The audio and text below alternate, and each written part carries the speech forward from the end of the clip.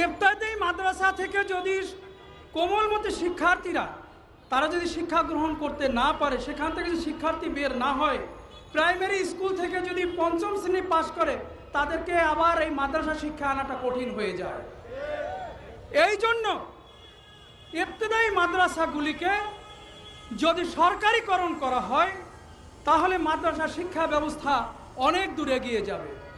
সুতরাং এই যৌক্তিক দাবিকে সরকারের কাছে আমি অনুরোধ করব, তারা যেন অতি দ্রুত এই যৌক্তিক দাবিকে তারা পূরণ করে। আগামী সপ্তাহে আমাদের একটি সংগঠনের আমাদের মন্ত্রণালয় মিটিং আছে, সেই মিটিংয়ে আমি অংশগ্রহণ করব। জনাব আসিফ নজরুল স্যারের সাথে আমাদের বৈঠক হবে এবং অন্যান্য উপদেষ্টা মহোদয় যাদের কাছে আছে। আপনারা স্মারকলিপি অবশ্যই দিয়েছেন। আমি এখানে যারা নেতৃবৃন্দ আছেন আপনাদের অনুরোধ করবো সেই স্মারকলিপির একটি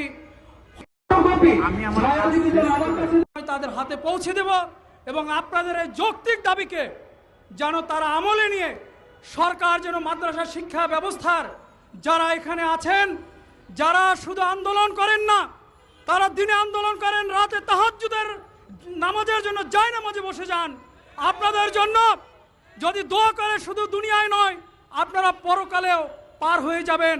আর এদের চোখের পানি যদি কখনোই ছাড়ে, এরা যদি অভিশাপ দেয়, তাহলে কিন্তু আপনারা ধ্বংস হয়ে যাবেন। সুতরাং আমি আপনাদেরকে বলবো, আপনাদের যৌক্তিক দাবি আপনারা চালিয়ে যান।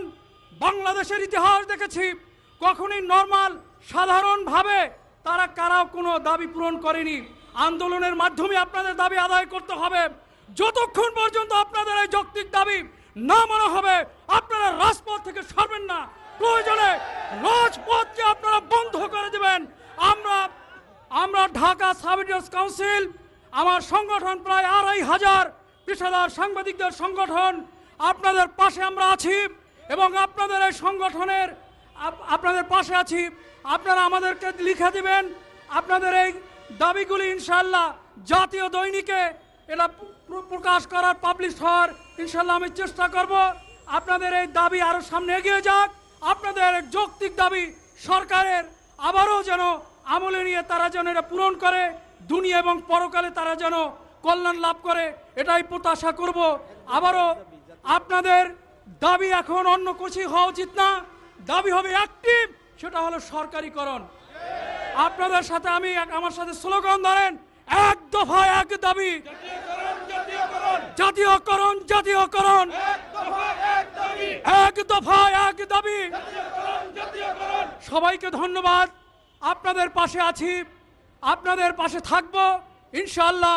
আবারও বলবো, কখনোই দাবি যে পর্যন্ত আপনারা দাবি কখনোই কেউ কাউকে দেয় না, দাবি আদায় করে নিতে হয়।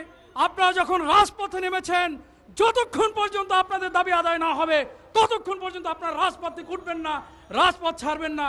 সবাইকে ধন্যবাদ। আসসালামু আলাইকুম ওয়া রাহমাতুল্লাহি ওয়া বারাকাতুহু।